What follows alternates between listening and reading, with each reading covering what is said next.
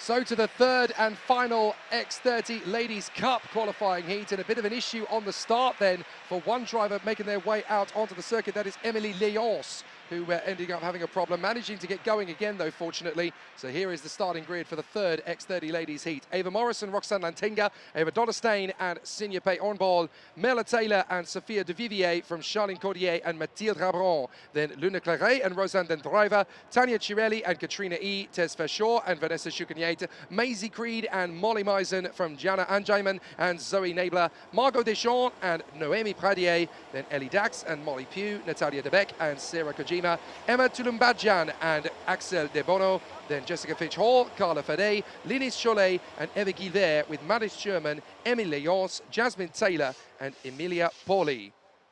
Now, in the first two of the qualifying heats we saw in the X30 Ladies Cup, the two drivers on the back of the grid, Jasmine Taylor and Emilia Pauli, have been charging their way through the field. But nobody in this entire paddock so far has been making up places the same way that Noah C has. I've just done the math, and in the three qualifying heats, he has overtaken, get this, 62 places over the three heats. 20 in the first, 22 in the second, 20 in the third. That is absolutely monstrous. If we could give a hard charger award, we would have to give it to Noah C. Just an amazing comeback over the three qualifying heats. But now it's time for the Ladies' Cup for the third and final time before the super heats. Off we go. And Eva Dodderstein follows in the wheel tracks of Eva Morris as they work their way through the first corner. And it's already a big slide from Senior Ornball, who's drifted out wide there on the Henza. And there's three karts come together at the first corner. Very unfortunate indeed for the three, as now they've got to try and recover. The 942 is in there. That is Noémie Pradier, as well as the 940. That is Jana Anjayman. Katrina E also got involved in that, as did Maisie Creed. So that's four drivers all in the wars. Only Katrina E was able to get away from that.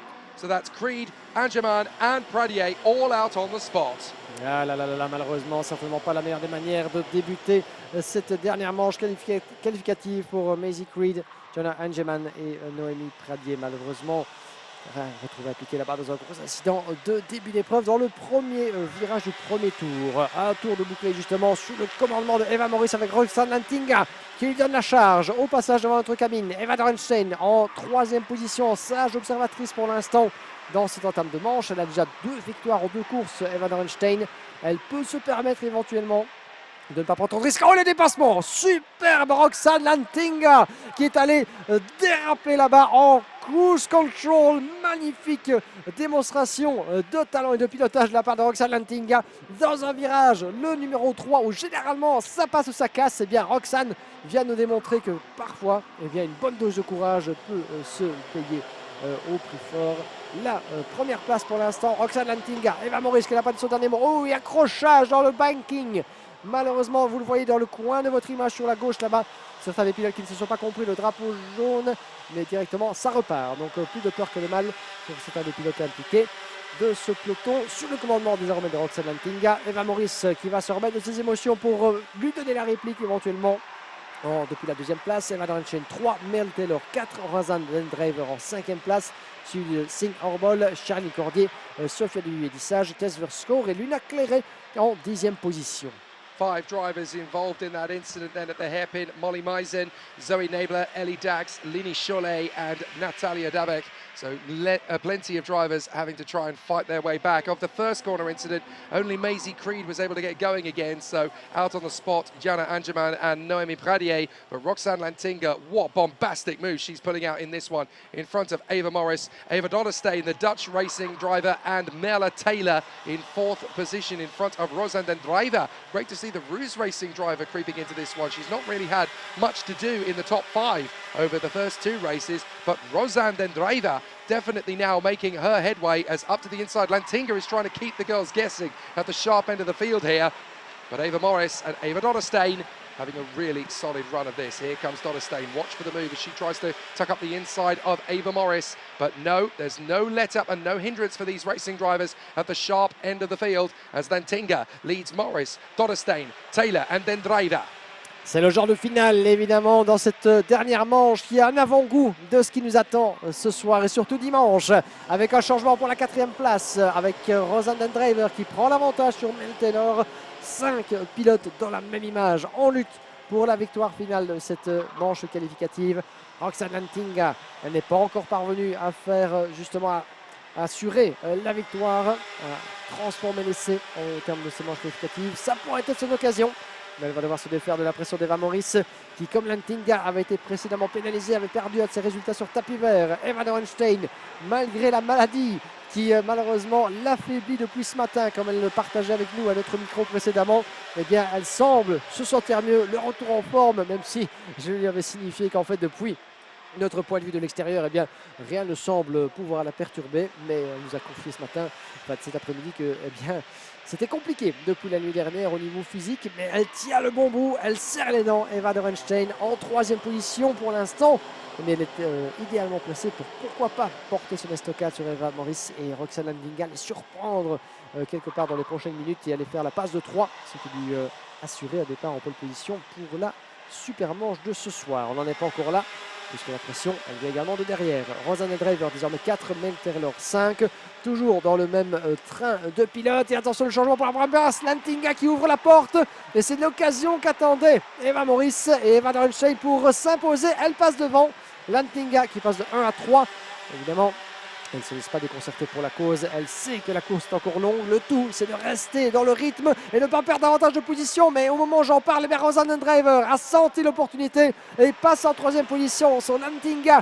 Peut-être que le plan de la pilote néerlandaise est en train de couler tout doucement puisqu'elle perd davantage que ce qu'elle pensait, alors que devant Dorenstein tente de ravir la première place à Eva Morris. It's Eva squared into the hairpin as they've got a big battle really dicing up now between Eva Morris and Eva Dorenstein. They collide with each other and Rosanne Den Driver is going to take the lead round the outside of them. So Den Driver picks up the move and gets into the lead with a bit of daylight between herself and the charging quintet. So Rosanne Den Driver drives around the outside of the contretemps and Morris gets through on Dorenstein, and here comes Roxane Lantinga to come forward as well. So Rosanne Den Driver scampers away from the squabbling drivers as Lantinga again power slides into 2nd position up the inside of Eva Morris. She drives that corner as if she's Colin McRae. Brilliant stuff when the back end of the kart kicks out. She knows how to control the front end and corrects it beautifully. So Rosanne Den Driver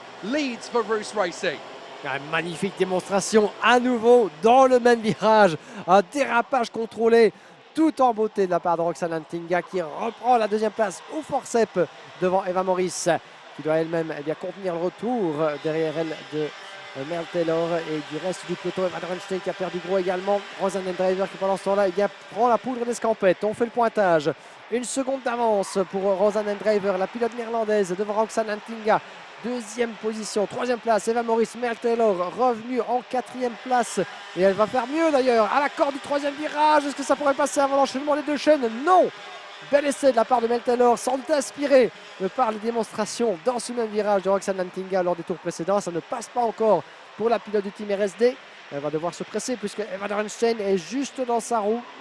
Et qui a décidé la pilote néerlandaise Eva Dorenstein à faire la différence encore dans cette épreuve, puisque avec 2 victoires, elle est assurée de la pole position. Mais pourquoi pas terminer sur une dernière note de panache avant d'aller se battre ce soir sous les étoiles et dans la température plus fraîche du karting du Mans. Côte à côte dans la chicane, Eva Morris qui fait de la résistance et ça ouvre la porte à Eva Dorenstein qui s'infiltre à la corde de Mel Taylor. C'est pour le gain de la 4e position, avec Taylor qui rétrograde une place. Gare à ne pas perdre davantage dans cette dernière manche. Et bien sans dessus-dessous, et une des pilotes qui n'en a cure, évidemment, qui n'a certainement et qui ne sait pas ce qui se passe derrière elle, et bien c'est bel et bien Rosanne Den Driver du team Roos Racing qui prend vraiment ses aises dans cette épreuve. 1 seconde d'avance sur le reste du peloton.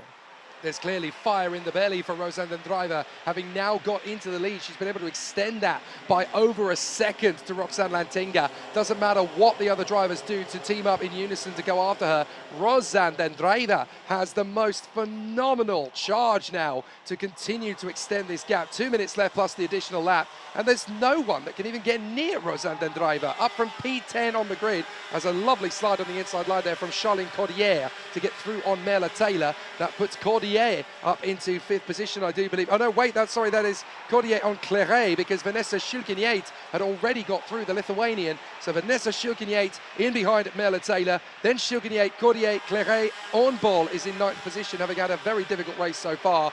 And then Tesfa Shaw finding herself in 10th place in front of Duvivier, Habron, Dejean and Sera Kojima, the Japanese driver, doing much better in this one. 10 places gained, the same as the French driver for Dream Racing, Axel de Bono. But the most moves again made by Jasmine Taylor, 14 places made up. Best mates growing up with Ella Stevens, of course, British gearbox contender in the championship. So no wonder, the moves are clearly fairly stable between the two of them. Oh, we've got yellow flags. Oui, drapeau jaune au niveau de la chicane des virages 9 et 10 avec une pilote d'un châssis CRG là-bas en difficulté, semble-t-il. De qui s'agit-il? Je pense que c'est Margot Duxan-Ricci. Margot Duxan-Ricci du team Ludo Racing qui se retrouve en difficulté là-bas. Et c'est l'abandon malheureusement, d'où le drapeau jaune alors qu'il évoluait bien, en queue de peloton du côté de la 14e, 13e position même. Donc aux portes du top 10. Dommage pour la pilote Ludo Racing. Abandon donc, elle rejoint Noémie Pradier et Yania Agnaman parmi les pilotes féminins qui ne verront pas le drapeau à la mi de cette manche. Yes, a collision unfortunately between Margot Dejean and it looks like Sera Kojima getting caught up in that one as well, unfortunately. So Margot Dejean out of the race on the spot and lost a wheel, such was the severity of the impact. So the marshals have now had to recover that wheel and bring it back to the kart. But we're in the closing seconds of this X30 Ladies Heat in the Ladies Cup, and we're going to cross the line. Rosanne de Driver is going to have 2 laps to go. She crosses the line with 4 seconds left on the clock, and look at the gap between her and Roxanne Lantinga. This one's nearly over, and now we've got Eva Morris battling away with Eva Dodderstein for 3rd. Oui, avec 2 secondes, effectivement, on voit mal à moins de 2 tours de l'arrivée comment certains pourraient renverser la vapeur dans cette dernière manche. Mais donc, pour la première fois de ce week-end, Rosanne Driver a fait le job impeccable, profitant des bagarres derrière elle aussi pour creuser un écart et s'assurant ce qui devrait être sa première victoire de manche de ce week-end de Ladies Cup. Derrière, par contre, c'est encore un petit peu chaud avec Lantinga, Eva Maurice Derenstein, Luna Claret à 5 dixièmes de seconde derrière la pilote française. Un peu en retrait depuis l'entame de ce week-end de course au Mans, c'est le cas de le dire, elle qui avait été l'une des protagonistes l'année passée et l'année d'avant encore, mais changement de châssis, changement de team, de retour chez KBK, avec évidemment des marques à reprendre et une vitesse de croisière un peu à trouver au fur et à mesure des manches, mais on peut compter sur Luna pour s'infiltrer dans la bagarre jusqu'au terme de ce week-end. Pour l'instant, le dernier tour, 2 secondes 4, avec encore un écart qui augmente entre Dundraver et Lantinga.